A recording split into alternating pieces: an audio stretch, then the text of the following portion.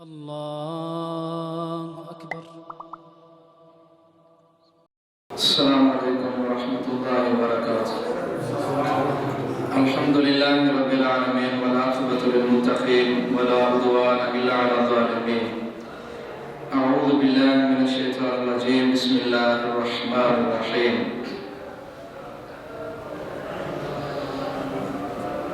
یا ایھا الذین آمنوا کتب علیکم الصیام کما کتب علی الذین من قبلکم لعلکم تتقون۔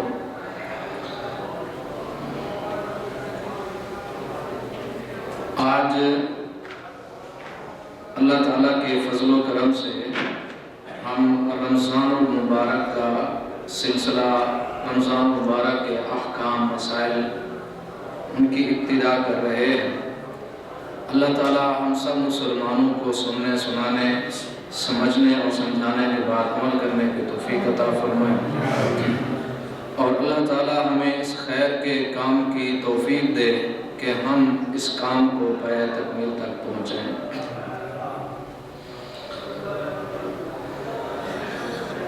روزے جو ہیں، جس طرح اللہ رب العزت ارشاد فرماتے ہیں کما کتب علی الذین من قبلکم لعلکم تتقون، کہ پہلی امتوں کے اوپر بھی یہ روزے فرض تھے اور پہلی امتیں بھی وہ روزہ رکھا کرتی تھیں۔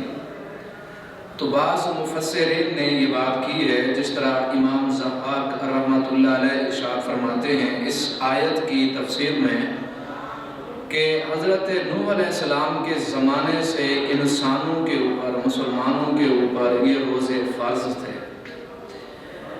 امام مجاہد کہتے ہیں کتب اللہ عز وجل صوم شہر رمضان علی کل امت، ہر امت کے اوپر رمضان کے یہ روزے جو تھے وہ فرض تھے۔ اسی طرح امام قرطبی رحمۃ اللہ علیہ اپنی تفسیر کے اندر وہ فرماتے ہیں اس آیت کی تفسیر میں کہ موسیٰ علیہ السلام اور عیسیٰ علیہ السلام کی قوم اور نسل پہ یہ روزے فرض کیے گئے تھے، تو انہوں نے جب یہ دیکھا کہ روزے گرمیوں میں آ رہے ہیں تو سردیوں میں بدل دیتے تھے، اپنی مشکل اور مصیبت اور تکلیف کو برداشت نہیں کرتے تھے بلکہ دنوں کو، ایام کو تبدیل کر دیتے تھے، اور اسی طرح انہوں نے بہت سارے دن جو ہیں خود بڑھا لیے تھے۔ یعنی انہوں نے ایک دفعہ نظر مانی کہ اگر ہمارا ایک مولوی، ان کو احباب کہتے تھے، بیمار ہو گیا، اللہ تعالیٰ نے اگر شفا دی تو 10 دن رمضان میں ہم بڑھا دیں گے، تو اس کو شفا ملی تو انہوں نے 10 دن بڑھا دیے، تو اس طرح کرتے ان کے 50 دن ہو گئے۔ تو وہ لوگ اس طرح کام کرتے تھے۔ اور اسی طرح ایک مسئلہ یہ بھی تھا کہ ان کا جو روزہ تھا، جو بندہ عشاء کی نماز پڑھ لیتا تو پڑھنے کے بعد اس پر کھانا پینا اور نکاح اور مباشرت بیوی سے حرام ہو جاتی، اور جب سو جاتے سونے کے بعد صبح سے پہلے بھی یہ کام ممنوع تھے۔ تو اس قوم اور نسل کے اندر جو ہے وہ روزے انہوں نے خود اپنی طرف سے 50 جو ہے وہ کر لیے تھے۔ اسی طرح شیخ عثیمین رحمۃ اللہ علیہ ارشاد فرماتے ہیں کہ رمضان کے روزوں کا فرض ہونا ان کے 3 مراحل ہیں۔ پہلا مرحلہ، جس طرح دوسرے علماء فرماتے ہیں کہ آپ صلی اللہ علیہ وسلم نے مکہ کے اندر تقریباً 17 مہینے روزے رکھے، ہر مہینے میں 3 روزہ رکھا کرتے تھے مکہ کے اندر بھی، اور جب مدینہ کے اندر تشریف لائے آپ صلی اللہ علیہ وسلم تو یہاں آپ ہر مہینے کے 3 روزے رکھا کرتے تھے۔ تو شیخ عثیمین رحمۃ اللہ علیہ ارشاد فرماتے ہیں کہ جب آپ صلی اللہ علیہ وسلم مدینہ کے اندر تشریف لے آئے تو سب سے پہلا روزہ جو فرض ہوا مسلمانوں پہ وہ عاشورہ کا تھا۔ عاشورہ کا یعنی 10 محرم کا روزہ فرض تھا، اور مسلمان 10 محرم کا روزہ جو ہے وہ رکھا کرتے تھے۔ اس کے بعد جو ہے اللہ تعالیٰ نے رمضان کے جو روزے فرض کیے اس میں اختیار دیا تھا کہ جو بندہ روزہ رکھے تو اس کی مرضی، جو بندہ فدیہ کے طور پر ایک مسکین کو کھانا کھلا دے اس کی مرضی، اس کا وہ روزہ ہو جاتا تھا۔ جس طرح ان آیات کے اندر اللہ تعالیٰ ارشاد فرماتے ہیں وَعَلَى الَّذِينَ يُطِيقُونَهُ فِدْيَةٌ طَعَامُ مِسْكِين، یعنی مسکین کو کھانا کھلاتا اور اس کا وہ روزہ ہو جاتا، یا کوئی بندہ چاہتا تو وہ روزہ کیا کرتا، رکھ لیتا، جس ہر بندے کی مرضی تھی رکھنا ہے یا فدیہ دینا۔ یہ دوسرا مرحلہ تھا، اختیار تھا۔ پھر تیسرا مرحلہ یہ آیا روزے کا کہ اللہ رب العزت نے ارشاد فرمایا فَمَنْ شَاهِدَ مِنْكُمُ الشَّهْرَ فَلْيَصُمْ، جو رمضان کے مہینے کو پائے اس کے لیے لازمی اور ضروری ہے کہ اس کو روزہ رکھنا ہے۔ تو یہ تین مراحل تھے روزے کے فرض ہونے میں، سب سے پہلے عاشورہ، اس کے بعد جو ہے اختیار تھا روزہ رکھنا یا نہ رکھنا، اور بعد میں لازمی قرار دیا گیا ہر مسلمان کے لیے۔ پھر اللہ تعالیٰ نے استثناء قرار دیا مسافر کو، جو مسافر ہے اس کی مرضی ہے روزہ رکھے یا نہ رکھے، وہ روزہ چھوڑ سکتا ہے، لیکن رمضان کے بعد وہ اس روزے کو دوبارہ پورا مکمل ضرور کرے گا۔ اسی طرح اللہ تعالیٰ جس ارشاد فرماتا ہے وَمَنْ كَانَ مَرِيضًا، جو مریض ہے وہ روزہ چھوڑ سکتا ہے، مسافر بھی چھوڑ سکتا ہے۔ اسی طرح دوسرے بھی وہ لوگ جن کے بارے میں علماء کہیں کہ یہ مریض ہیں یا کوئی شرعی دلیل ہے جس کی وجہ سے یہ روزہ چھوڑ سکتا ہے، کوئی بیماری یا کوئی بھی مسئلہ ہے، علماء کہیں، ڈاکٹر کہیں کہ اگر آپ روزہ نہ رکھیں روزے کی وجہ سے آپ کی یا تو تکلیف بڑھ جائے گی یا آپ کی جان کو خطرہ ہے، تو پھر وہ روزہ نہ رکھیں۔ شیخ عثیمین رحمۃ اللہ علیہ وہ فرماتے ہیں کہ اللہ تعالیٰ نے جب یہ آیات نازل فرمائی تو اس کے بعد دوسری آیات فَمَنْ كَانَ مِنْكُمْ الشَّهْرَ فَلْيَصُمْ، اس آیت نے اس آیت کو جو ہے وہ منسوخ کر دیا۔ جس طرح حضرت سلمہ بن اکوع رضی اللہ تعالیٰ عنہ کی حدیث مسلم شریف کے اندر وہ فرماتے ہیں کہ ہم رمضان کے اندر آپ صلی اللہ علیہ وسلم کے دور کے اندر موجود تھے، اور اس وقت ہم میں سے جو چاہتا جو ہے وہ روزہ رکھ لیتا اور جو چاہتا روزہ نہ رکھتا، اور وہ کیا کرتا، فدیہ دیتا، کسی مسکین کو کھانا کھلاتا، تو وہ اس کو روزے کے طور پر اس کا وہ سلسلہ اور وہ کام جو ہے وہ ہو جاتا تھا۔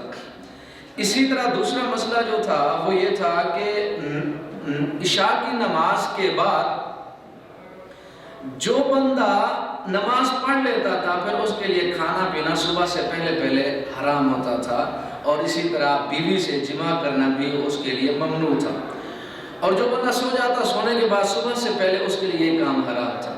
تو اس کے بعد جب یہ مشکلات آئیں اور ایک صحابی رسول کا مسئلہ حضرت عمر رضی اللہ تعالیٰ عنہ کا بھی مسئلہ بنا، تو پھر اللہ رب العزت نے اجازت دے دی وَحِلَّ لَكُمْ لَيْلَةَ الصِّيَامِ الرَّفَثُ إِلَىٰ نِسَائِكُمْ، تو یہ بھی اجازت اللہ تعالیٰ کی طرف سے ملی مسلمانوں کو۔ اب مسئلہ یہ ہے کہ روزہ جو ہے یا صوم، اس کا مطلب کیا ہے؟ لغوی اعتبار سے علماء کہتے ہیں کہ صوم کا مطلب رکنا، الامساک، اور علماء یہ بھی کہتے ہیں کہ امساک رکنا ہر چیز کے مسئلے میں، ہر چیز کے بارے میں، کھانا پینا جماع نہیں، بلکہ ایک انسان اگر یہ کہتا ہے کہ میں نظر مانتا ہوں کہ میں آج کے دن نہیں بولوں گا تو اس کو بھی روزہ کہا جاتا ہے۔ یا بندہ یہ کہے کہ آج کے دن میں چلوں گا نہیں، ٹھہروں گا اور رکا رہوں گا اور کھڑا رہوں گا، تو اس کو بھی روزہ کہتے ہیں۔ جس طرح حضرت مریم علیہ السلام کے بارے میں اللہ رب العزت ارشاد فرماتے ہیں فَقُولِ إِنِّي نَذَرْتُ لِلرَّحْمَٰنِ صَوْمًا، تو میں آج کسی سے بھی کوئی بات نہیں کروں گی، یعنی بات کا نہ کرنا اس کو بھی روزہ قرار دیا گیا۔ امام ابن تیمیہ رحمۃ اللہ علیہ ارشاد فرماتے ہیں کہ رکنا اور اس کا متضاد کیا ہے؟ حرکت۔ رکنا جو ہے اس کا متضاد اور الٹ جو ہے وہ ہے متحرک، حرکت کرنا۔ اللہ رب العزت نے مسلمانوں کو صوم کا کہا، روزہ رکھنا 3 شہوات سے روکا، یعنی جو بڑے بڑے دروازے ہیں شہوات کے ان سے روکا، اور اللہ تعالیٰ نے صوم اور روزے کو نماز سے جوڑ دیا، اور نماز نام ہے حرکت کرنے کا، یعنی بندہ بدنی حرکت اور حق اور سچ کی طرف جانا، عبادت، یعنی ایک طرف شہوات سے رکنا اور دوسری طرف نماز کا پڑھنا۔ امام ابن تیمیہ رحمۃ اللہ علیہ ارشاد فرماتے ہیں یہ بہترین جوڑ ہے جو اللہ رب العزت نے رمضان کے اندر روزہ جو ہے فرض کر کے مسلمانوں کو تراویح اور نماز کی طرف راغب کیا. اور وہ 3 دروازے کون سے؟ سب سے پہلا پیٹ کی شہوت، شرمگاہ کی شہوت اور مشروبات، کھانا اور پینا. یہ 3 چیزیں، یعنی انسان کی جتنی بھی نعمتیں، آسائشیں، ان کا سارا مرکز اور محور انسان کا یا پیٹ ہے یا شرمگاہ ہے یا جسم کی راحت ہے. جتنی بھی نعمتیں ہیں دنیا میں انسان کے لیے، ان کا سارا مرکز اور محور یا آرام دینا یا سکون اور راحت، وہ سارا کا سارا کن چیزوں پر ہے انحصار؟ پیٹ یا شرمگاہ یا جسم. انسان کو نعمتوں کی ضرورت ہے، آسائشوں کس لیے؟ جسم کی راحت کے لیے یا پھر پیٹ کے لیے یا پھر نکاح ہے. اللہ تعالیٰ نے یہ 3 دروازے بند کر دیے کہ دل میں یہ جو ہے آپ یہ کام نہیں کر سکتے، کھانا اور پینا اور نکاح والا سلسلہ. جب ان دروازوں کو بند کیا تو پھر اللہ تعالیٰ نے مسلمانوں کو موڑا کس طرف؟ عبادت کی طرف، نماز کی طرف. اور یہ بات بھی یاد رکھیں کہ روزوں کی جو ہیں 5 قسمیں، چلو اس میں بعد میں بات کرتا ہوں. دوسرا، اصطلاحی طور پر شیخ عثیمین رحمۃ اللہ علیہ ارشاد فرماتے ہیں، اصطلاحی طور پر روزے کا مطلب یہ ہے یا اس کی تعریف یہ ہے کہ اللہ تعالیٰ کی عبادت کرتے ہوئے، عبادت سمجھتے ہوئے ایک مسلمان کا روزہ رکھنا اور ہر اس کام سے بچنا جس سے روزہ ٹوٹتا ہے، صبح سے لے کر شام تک، یعنی صبح سے روزے سے مغرب تک مسلمان کو ہر اس کام سے رکنا ہے جس سے روزہ کیا ہوتا ہے؟ عبادت سمجھتے ہوئے. یہ بات یاد رکھیں، عبادت سمجھتے ہوئے روزہ رکھنا اور صبح سے شام تک اس کو مکمل کرنا اور ہر اس کام سے رکنا جن سے روزہ کیا ہوتا ہو. یہ روزے کی شرعی تعریف ہے. آپ کو پتہ ہے کہ آج کے دور کے اندر ڈائٹنگ یا پیٹ کے امراض یا ان کو ٹھیک کرنا یا ان کے دوسرے مسائل یا جسم کو فٹ کرنا یا دوسرے سارے مسائل یعنی کھانے پینے سے رکنا، وہ روزہ نہیں ہے. جب تک بندہ یہ نہیں سوچتا یا یہ نیت نہیں کرتا کہ یہ عبادت ہے، اللہ کا حکم ہے میں نے روزہ رکھنا ہے، اگر یہ نیت نہیں ہے تو اس کا روزہ نہیں ہے. اگر کوئی بھی انسان صبح سے شام تک بھوکا پیاسا رہتا ہے، نہیں کھاتا رمضان کے علاوہ، وہ روزہ ہوگا؟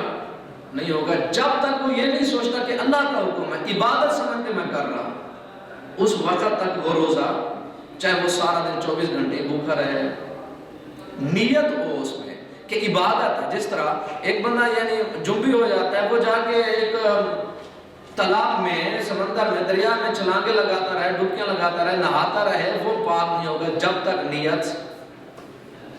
تو اس وجہ سے شیخ عثیمین رحمۃ اللہ علیہ ارشاد فرماتے ہیں کہ اگر مسلمان نیت نہیں کرتا یعنی عبادت نہیں سمجھتا تو پھر 24 گھنٹے بھوکا پیاسا رہے تو وہ عبادت نہیں، نہ وہ روزہ.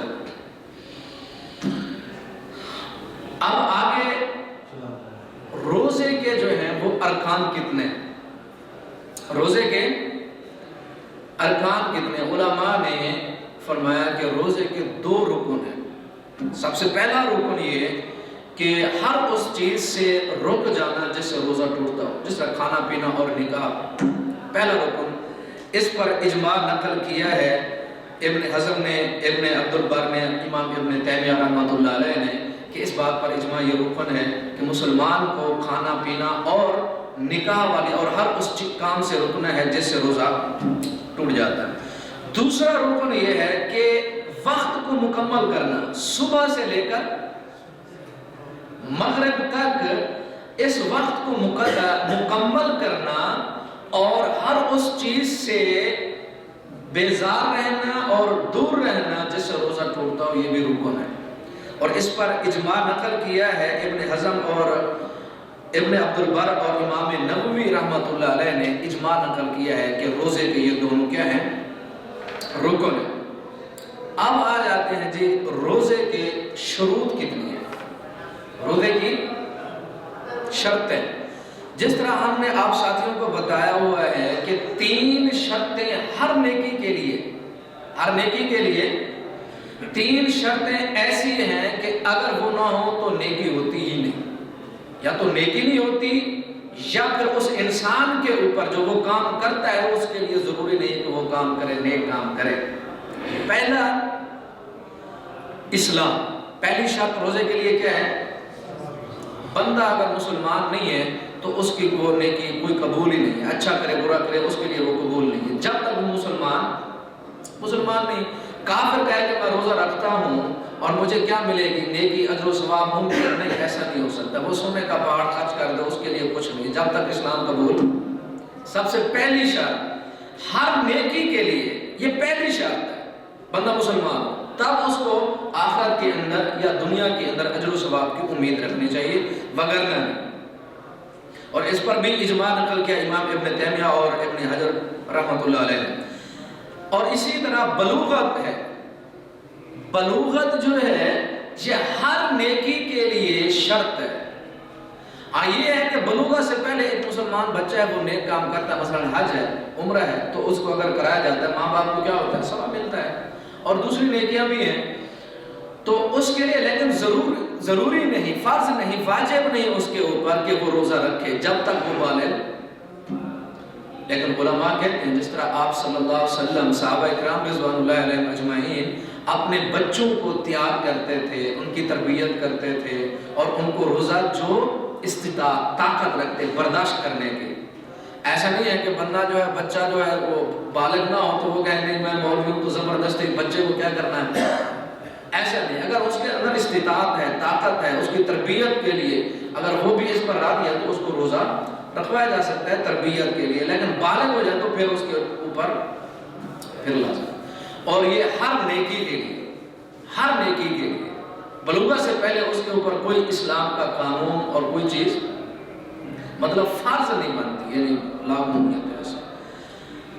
تیسری شرط اس پر بھی اجماع ہے، امام ابن حزم اور امام ابن رشد اور امام نووی، امام ابن تیمیہ اور ابن مفلح نے اس پر اجماع نقل کیا۔ اسی طرح تیسری شرط جو ہے عقل ہے۔ تیسری شرط کیا ہے؟ عقل۔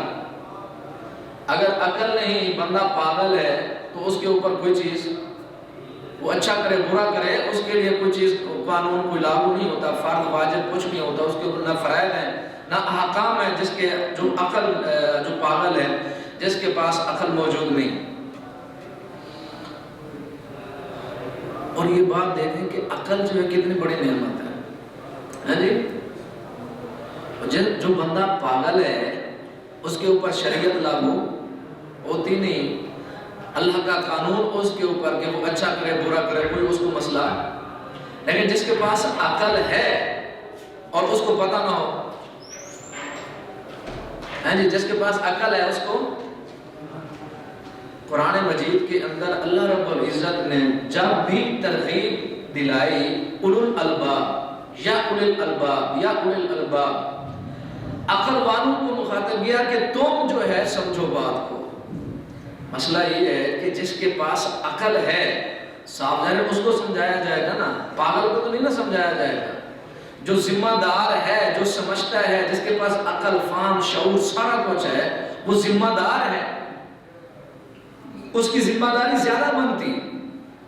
تو عقل موجود بھی ہو اس کے باوجود بھی مسلمان کو اسلام کا پتہ نہ ہو تو وہ تو پھر مسلمان ڈبل مجرم بنتا ہے۔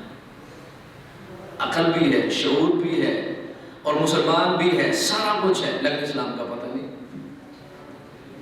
تو اللہ تعالیٰ پوچھیں گے اس نعمت کا کیا کیا؟ یہ جو ہم نے یہ تھرمامیٹر عقل جو دیا اس کو کہاں استعمال کیا؟ اور یہ اتنی بڑی نعمت اللہ تعالیٰ نے عطا فرمائی جو عقل ہے، تو پھر اس کا استعمال ہی نہیں۔ جس طرح اللہ رب العزت ارشاد فرماتے ہیں کہ ہماری جب آیات پڑھی جاتی ہیں تو عقل مند ہیں، جو مسلمان مومن ہیں، لم یخروا علیہا صما وعمیانا، اللہ تعالیٰ ارشاد فرماتے ہیں ہماری آیات کے اوپر عقل مند لوگ، مسلمان مومن لوگ جو بات کو سمجھتے ہیں، لم یخروا صما وعمیانا، اندھے اور بہروں کی طرح گر نہیں پڑتے، سوچتے ہیں، سمجھتے ہیں۔ تو جس کے پاس عقل بھی ہو، سارا کچھ ہو، تو اس کے باوجود بھی اس کو اسلام اور دین کا پتہ نہ ہو تو وہ مجرم ڈبل۔ اسی طرح اقامت جو ہے وہ بھی شرط ہے. چوتھی شرط کیا ہے؟ اقامت. اقامت کا مطلب کہ بندہ مسافر نہ ہو.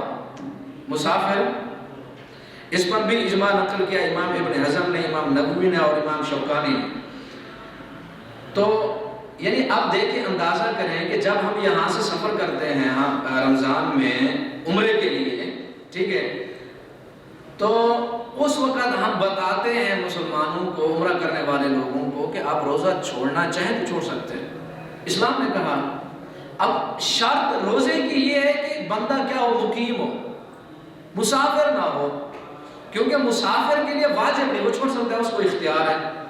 اور ہم مسلمان کیا کرتے ہیں؟ روزے میں نہیں چھوڑتے.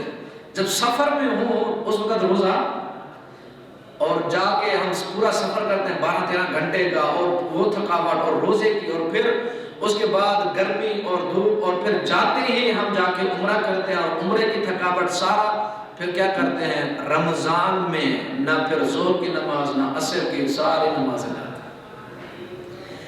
دیکھیں، دو عبادتیں جب اکٹھی ہو جائیں، ایک دونوں میں سے ایک میں اختیار ہے مسلمان کو کہ آپ اس عبادت کو چھوڑ سکتے ہیں، دوسری کو نہیں چھوڑ سکتے. تو جس عبادت کو مسلمان چھوڑ سکتا ہے، اختیار ہے، اس کو کیا کرے؟ تو جس عبادت کے لیے سفر کر رہے ہیں وہ عبادت ہی اچھے طریقے سے نہ تو فائدہ جانے گا. پھر جاتے ہی بندہ یہ کہتا ہے کہ جلدی جلدی کیا کروں، احرام اتارو اور جا کر سو جاؤں، کیونکہ روزہ بہت مجھے تنگ کر رہا. کس نے کہا آپ کو روزہ رکھو؟ پھر یہ کہتے ہیں کہ جی رمضان کا روزہ کیسے چھوڑیں، اس کا ثواب بہت بڑا ہے. ٹھیک ہے، بہت بڑا ثواب ہے. کیا اسلام نے یہ کہا کہ رمضان کے بعد جو آپ سفر میں روزہ چھوڑ رہے ہیں اتنا ثواب نہیں ملے گا بعد میں؟ اتنا ہی ثواب ملتا ہے. کتنا ثواب ملتا ہے؟ جتنا ثواب رمضان میں ملتا ہے اتنا ہی ثواب اس روزے کا جو آپ نے سفر میں چھوڑا بعد میں ملتا ہے.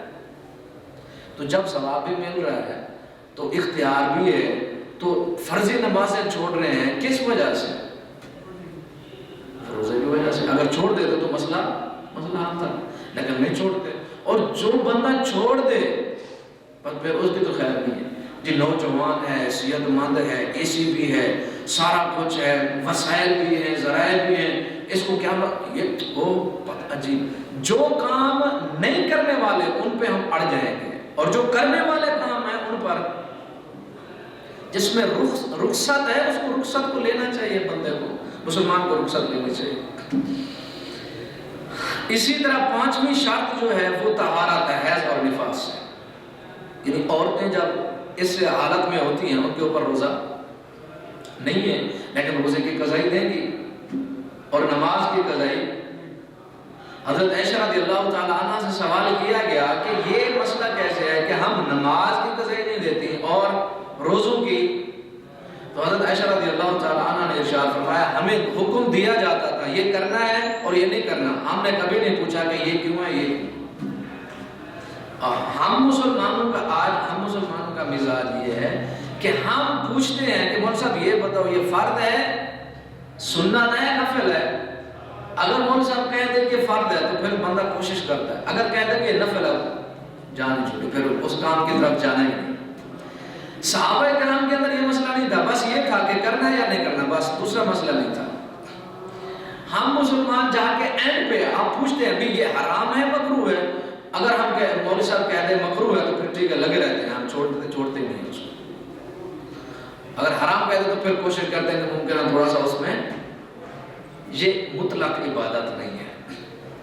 ہم جا کے کنارے پہ جا کے ہم مسلمان عبادت کرتے ہیں کہ حلال ہے حرام ہے، کچھ پوچھا، اور اگر اس میں بھی رمضان کا روز فرض ہی روزے، اگر اس میں کچھ اگر یعنی دیکھتے ہیں کوئی راستہ نکالیں گے، جس طرح حج میں لوگ کرتے ہیں سوال کرتے ہیں کہ کس طرح ہمیں کوئی راستہ مل جائے ہم کسی طریقے سے الٹا سیدھا کر لیں.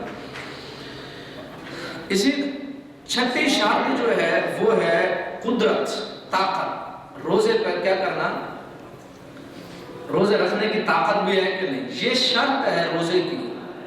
یہ کیا ہے؟ طاقت اگر ہے روزہ رکھو، نہیں ہے تو نہ رکھو. اب وہ طاقت کا جو فیصلہ ہے پبلک عوام نے میں نہیں کرنا کہ میرے پاس طاقت نہیں اخلاق میں نہیں رکھوں گا، نہیں. عالم دین بتائے گا، ڈاکٹر بتائے گا مسلمان کو کہ تیرے جسم کا ایسا مسئلہ ہے، بیماری کا ایسا مسئلہ ہے، زندگی کو خطرہ ہے. یہ مسئلہ ہوتا ہے طاقت کا. وہ کہتے ہیں ہم تھکے ہوئے ہیں، ساری رات کو اوور ٹائم کرتے ہیں اور یہ کرتے ہیں وہ روزہ. یہ طاقت کا مسئلہ نہیں. طاقت یہ یا تو آپ کی زندگی کو مسئلہ ہے، یا آپ کے امراض، یا ڈاکٹر بتائے یا ایک عالم دین بتائے آپ کو روزہ رکھنا ہے کہ نہیں رکھنا، آپ کے پاس طاقت ہے کہ نہیں طاقت. آپ خود انسان نے فیصلہ. تو پھر ہر بندہ پھر یہ کرے گا کہ میں تو اتنا ڈیوٹی اور فلاں یہ کرتا ہوں، ایسا نہیں. اسی طرح جو بزرگ آدمی ہیں ان کے لیے بھی اسلام یہ کہتا ہے کہ جو بزرگ نہیں رکھ سکتے، جن کے پاس طاقت یا شوگر کے مریض ہیں یا بلڈ دوسرے امراض ہیں، اللہ تعالیٰ ہر مسلمان کو بیماریوں سے محفوظ رکھے. تو ایسے امراض کے اندر جو ہے وہ ڈاکٹر جو ہے ان کو بتائیں گے کہ یہ مسئلہ آپ نے کرنا ہے. یعنی اسی طرح دودھ پلانے والے دوسرے حاملہ عورتیں دوسری، یعنی یہ چھٹی جو ہے شرط ہے کہ طاقت ہے تو پھر کیا کرنا ہے؟ روزہ رکھنا ہے. اور علماء سے پوچھ کے، علماء سے خود نہیں نا فیصلہ کر لینا کہ میرے پاس طاقت نہیں، میں برداشت نہیں کر سکتا. ہاں جی، آج تو کوئی بھی نیکی برداشت نہیں ہوتی. صبح اٹھنا بھی برداشت نماز کے لیے. ہاں جی، جب دوپہر میں سوئے ہوں عصر کی نماز بھی نہیں پڑھی جاتی، عشاء کے لیے بھی نہیں جایا جاتا، اور سردیوں میں ٹھنڈے پانی سے بھی وضو نہیں ہوتا، اور اسی طرح اے سی کی ہوا، ٹھنڈی ہوا کو چھوڑ کے ظہر کی نماز بھی نہیں پڑھی جا سکتی. اور نیکی کا کوئی کام آپ یاد رکھیں کہ کوئی نیکی کا کام بغیر صبر کے اور بغیر قربانی کے نہیں ہوتا، ممکن ہی نہیں. آپ بغیر صبر کے اور بغیر کسی چیز کو قربان کیے آپ نیکی کے راستے پہ نہیں چل سکتے، ممکن ہی نہیں.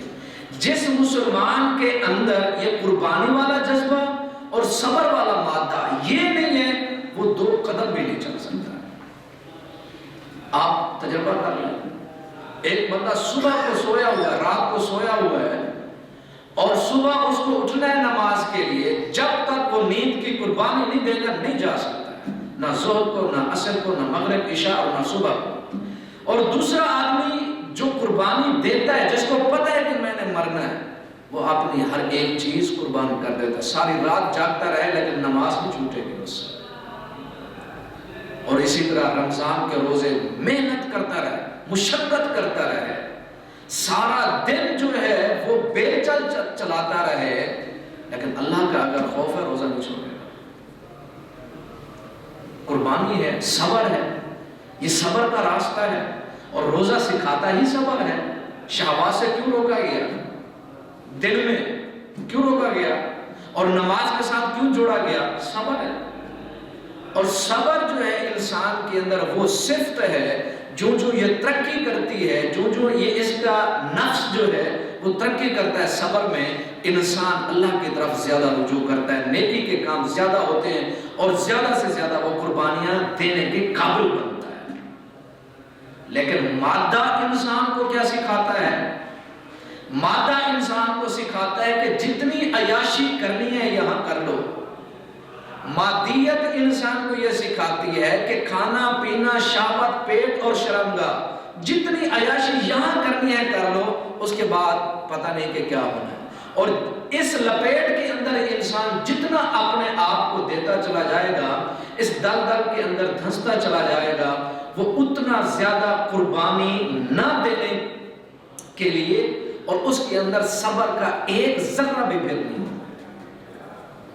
نہ قربانی دے سکے گا اور نہ ہی اس کے اندر صبر کا مادہ ہے. یہی وجہ ہے ایک انسان گناہگار جب وہ بہت کر کے گناہ کر ایک عمر گزر جاتی ہے، پھر وہ بندہ کہتا ہے اے اللہ میں آج صبح کی نماز پڑھوں گا.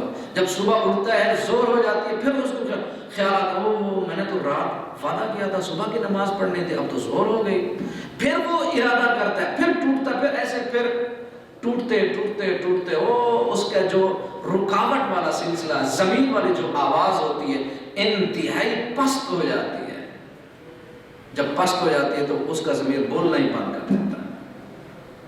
اسی وجہ سے اللہ رب العزت نے انسان کے لیے روزہ رکھا، شہوت کے دروازے بند کیے، عبادت والے سارے راستے ہموار کیے، تاکہ اس انسان کے اندر، مسلمان کے اندر قربانی والا جذبہ، جاگنے والا جذبہ، اٹھنے والا جذبہ اور نیکی کرنا اور قرآن کا پڑھنا اور تلاوت اور تراویح اور صدقات اور خیرات اور مال کا نکالنا، یہ ساری چیزیں انسان کو صبر پہ، خیر کے راستے پہ چلا، اور یہ ساری ٹریننگ پھر انسان کے لیے پورے 11 مہینے چلتی ہے۔ لیکن جو مسلمان کان ہی نہ دھرے، جو سوچے ہی نہ، اور جس دل دماغ کے اندر یہ احساس نہ ہو کہ اللہ کی عبادت ہے، اللہ کا حکم ہے، وہ چاہے زندگی میں 50 مرتبہ رمضان آ جائے، ٹس سے بس نہیں ہوگا۔ جب تک دل میں احساس نہیں ہے، جب مسلمان ہونے پہ فخر نہیں ہے، جب اسلام پہ چلتے ہوئے عزت محسوس نہیں کرنی، کچھ بھی ہو جائے، زمین الٹی ہو جائے، اس کے اندر کوئی چیز احساس پیدا نہیں کر سکتی جب تک اس کا اندر نہیں جا گا۔ قدرت جو ہے یہ شرط ہے، اس کے اوپر جو اجماع نقل کیا امام ابن تیمیہ اور امام ابن مفلح نے۔ اور 7ویں شرط ہے نیت۔ 7ویں شرط کیا ہے؟ نیت۔ اس پر تمام فقہی مذاہب جو ہیں ان کا اجماع ہے کہ نیت کے بغیر کوئی نیکی۔ لیکن مسئلہ یہ ہے کہ اب نیت کا وقت کون سا ہے؟ کس وقت میں نیت کرنا ہے مسلمان کو روزے کے لیے؟ اس میں 2 قول ہیں۔ جمہور کا موقف یہ ہے کہ ایک مسلمان کو ہر روزے کے لیے نیت کرنی، ہر روزے کے لیے۔ ان کی دلیل یہ حضرت حفصہ رضی اللہ تعالی عنہ سے ایک روایت ہے، وہ فرماتی ہیں آپ صلی اللہ علیہ وسلم نے ارشاد فرمایا کہ جس مسلمان نے رات کو نیت نہیں کی اس کا کوئی روزہ نہیں ہے۔ ٹھیک ہے، آخری چند باتیں، یار شور کیوں کر رہے ہیں؟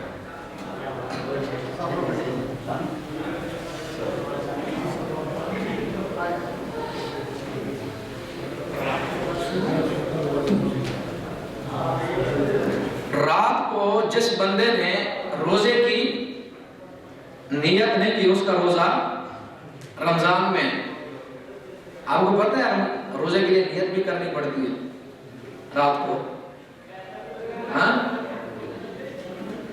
یہ شرط ہے۔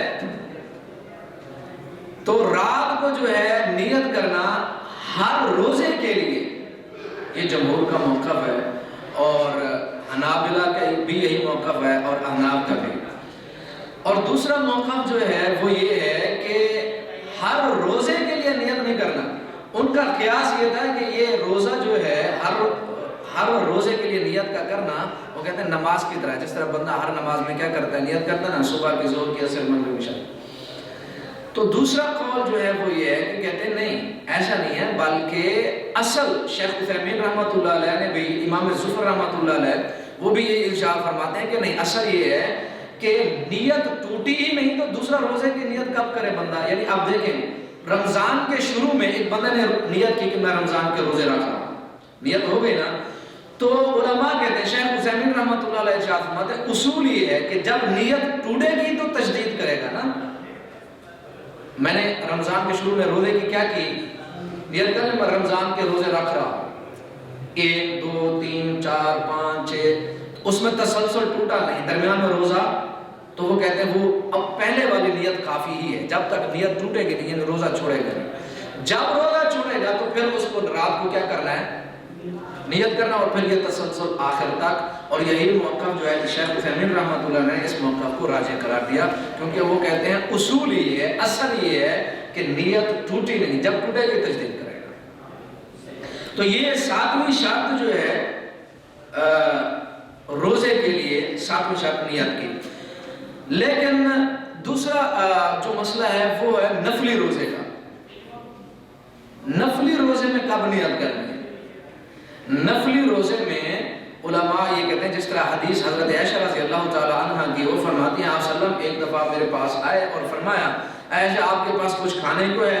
میں نے کہا اللہ کے رسول میرے پاس کچھ نہیں ہے، تو آپ نے ارشاد فرمایا تاب میرا روزہ ہے، تاب میرا مطلب صبح سے اس ٹائم تک کچھ کھایا پیا نہیں، تو آپ نیت کر سکتے ہیں، دن دیہاڑے میں نیت کر سکتے ہیں نفلی روزے کی۔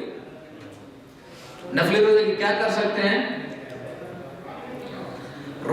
اس کی نیت کر سکتے ہیں، نفلی روزہ ہے اگر، تو پھر اگر آپ نے صبح سے کچھ کھایا پیا نہیں، چاہے زوال سے پہلے ہو یا زوال کے بعد ہو، یہی محقق شیخ عثیمین کا، امام ابن تیمیہ کا اور دوسرے علماء کا ہے کہ آپ جو ہے زوال سے پہلے یا زوال کے بعد نفلی روزے میں دن میں نیت کر سکتے ہیں جب تک آپ نے صبح سے کھایا پیا نہ ہو. تو جس طرح حضرت عائشہ رضی اللہ تعالی عنہ کی حدیث آپ صلی اللہ علیہ وسلم نے وہ روزہ جو ہے رکھا. اور اسی طرح نفلی روزے کو بندہ توڑ بھی سکتا ہے اپنی مرضی سے, ٹھیک ہے, یا کوئی دعوت دے دیتا ہے یا کوئی بھی مسئلہ ہے. اور ہم مسلمان یہ کہتے ہیں کہ روزہ رکھا تو پھر پورا کرنا چاہیے تھا یا آپ نے رکھنا ہی نہیں تھا.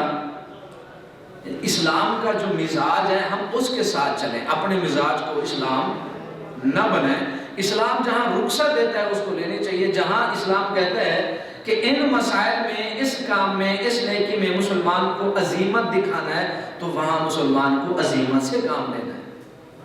اور جو عزیمت والے کام ہیں ان میں ہم کیا کرتے ہیں, کہتے ہیں ہم تھوڑی سی ٹیم مل جائے. مطلب روزہ, ایک نوجوان کو روزہ رکھنا ہے, اب وہ نوجوان کہتے ہیں جی ہم نے فٹ بال کھیلنا ہے, کرکٹ کھیلنا ہے, فلاں کرنا, یہ کرنا, اور ہم جو ہے ہمارے ایگزام ہے یہ کرنا, فلاں فلاں فلاں پتہ نہیں کیا کیا کرنا. اب کیونکہ وہ عزیمت والا کام ہے, دوسرے کام بھی کرو, روزہ بھی رکھو. روزہ رکھتے ہی نہیں. نیو جنریشن, نئی پبلک روزہ ہی نہیں رکھتی. اب وہ عزیمت والا کام ہے, باپ بھی کہتے ہیں, ماں بھی کہتے ہیں ٹھیک ہے بچہ ہے, بیٹا فلاں, یہ جو عزیمت والا کام ہے نہیں کرنا, اس پر عزیمت نہیں دکھانی. جو رخصت والا کام ہے وہاں اڑ جانا ہے کہ اس کو چھوڑو نہیں. تو جو کچھ ہمیں اسلام سمجھاتا ہے, جو طریقہ ہمیں اسلام نے دیا, مسلمان کو بھی وہی طریقہ اختیار کرنا چاہیے. اس مسلمان کو اسلام کے مزاج کے ساتھ چلنا چاہیے, نہ کہ اپنے مزاج کو اسلام بنا دیں. تو چاچا کو مسئلہ ہے. تو یہ رمضان المبارک کے یعنی ارکان, شروط اور اس کے بعد جو ہیں وہ آداب بھی ہیں. تو اس طرح انشاءاللہ ہم آہستہ آہستہ کر کے آپ ساتھیوں کو یہ رمضان کے مسائل احکام بتائیں گے. اللہ تعالی ہم سب مسلمانوں کو اسلام سمجھنے کی توفیق عطا فرمائے اور اس پر عمل کرنے کی توفیق عطا فرمائے. وما علینا الا البلاغ.